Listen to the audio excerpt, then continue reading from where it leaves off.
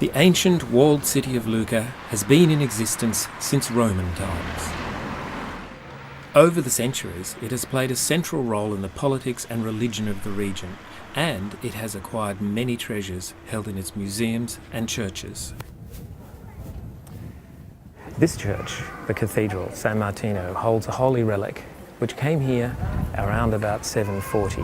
Now the story is that Nicodemus, who was a contemporary of Jesus Christ, was asked by God to carve this crucifix, which he did in Lebanon and left in a cave.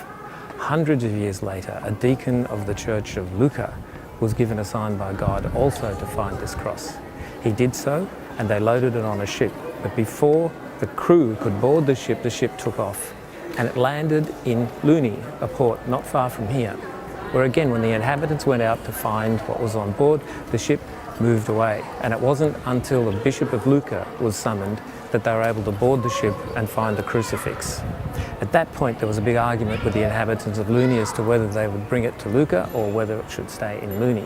So the solution was they got a cart with untrained oxen, they put the crucifix in it, and they let it go wherever it was deemed to go. And it came here to Lucca, first to the church of San Frediano, but later the crucifix was found on this spot.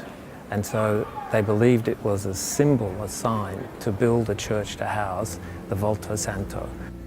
The present cathedral was consecrated in 1070 by Pope Alexander II, who had previously been Anselm I, Bishop of Lucca.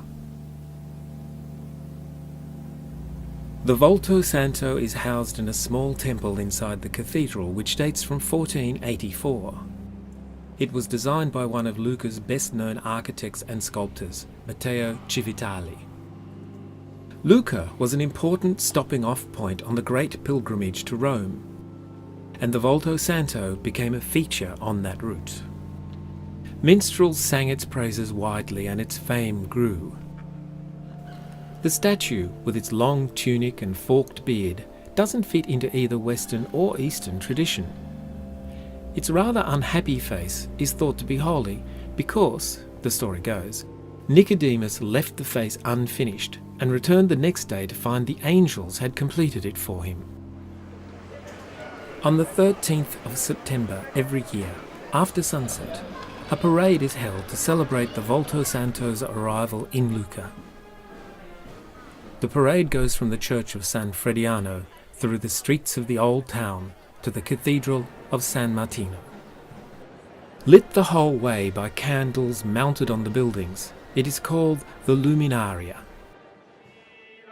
All parts of Lucchese society are represented, from the clergy to blood donors, and people come from all over the world to participate. The Volto Santo is dressed in an ornate golden crown, golden collar, and a tunic of gold embroidered velvet.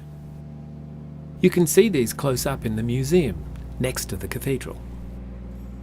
Once, the Volto Santo itself led the parade, but now a banner portraying its image is at the head of the march. The parade is blessed as it departs from the church of San Frediano, and with banners, drummers and bands, it slowly winds through the narrow, candle-lit streets.